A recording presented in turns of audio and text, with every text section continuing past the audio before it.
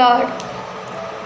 பிலிப்பியர் 4 அதிகாரம் 19 என் தேவன் தம்முடைய ஐஸ்வரியத்தின்படி உங்கள் குறைவையெல்லாம் கிறிஸ்து இயேசுவுக்குள் மகிமையிலே நிறைவாக்குவார் என்று கூறப்படுகிறது.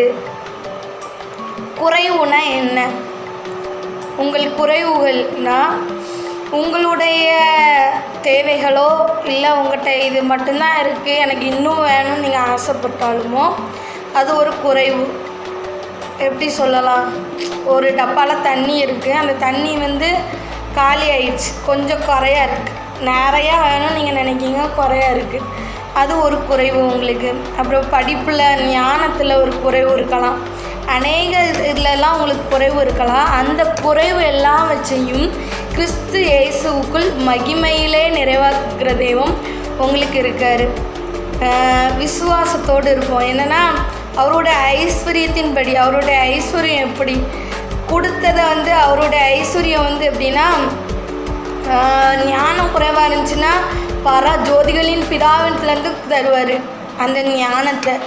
உங்களுடைய ஐஸ்வர்யம்னா அவர் அந்த ஐஸ்வர்யத்தை அவர் தந்தார்னா அதோட கூட வேதனை கூட்ட மாட்டார். வெள்ளியும் பொண்ணும் அவருடையது. எல்லாமே உங்களுக்கு குறைவாக இருக்குது நீங்கள் நினச்சாலும் எல்லா குறைவையும் நிறைவாக்குகிற தெய்வம் நம்ம கூட இருக்காருன்னு அந்த விசுவாசத்தோடு எல்லா வச்சையும் நிறைவாக்குவார். நம்மகிட்ட இல்லைன்னு சொல்லாமல் எல்லாமே இருக்குது, எல்லாமே தந்திருக்கீங்க ஏசப்பா, அதுக்கு நன்றி சொல்ல நீங்கள் ஆரம்பிச்சிங்கனாலே ஒரு குறைவு இல்லாத மாதிரியே இருக்கும். எல்லாத்துக்குமே நீங்கள் ஸ்தோத்திரம் சொல்லலாம். ஆண்டவரே எனக்கு இதை தந்தீங்க. என் குறைச்சல்னால எப்படின்னா குறைச்சல் அது பவுல் சொல்லிடுறாரு பாருங்க, என் குறைச்சல்னால நான் இப்படி சொல்லலை, ஏனெனில் நான் எந்த நிலமையில இருந்தாலும் மனரம்யமாக இருக்க கற்றுக்கொண்டேன்.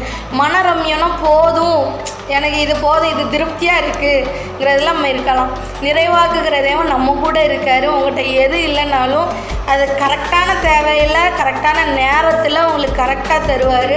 அதனால் உங்களுக்கு ஒரு குறைவும் உங்களுக்கு இருக்காது.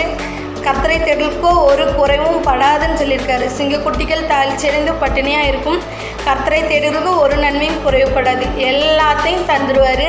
அதனால் எனக்கு இது இல்லை அது இல்லைன்னு நீங்கள் நினைக்காம ஆண்டவருக்குள்ளே அவர் தந்ததுக்கு எல்லாத்துக்கும் சோசரம் சொல்லி மகிமையிலே நிறைவாக்குறதையும் நம்ம கூட இருக்காருன்னு ஒரு விசுவாசத்தோடு நம்ம வாழ்வோம். ஆமென்.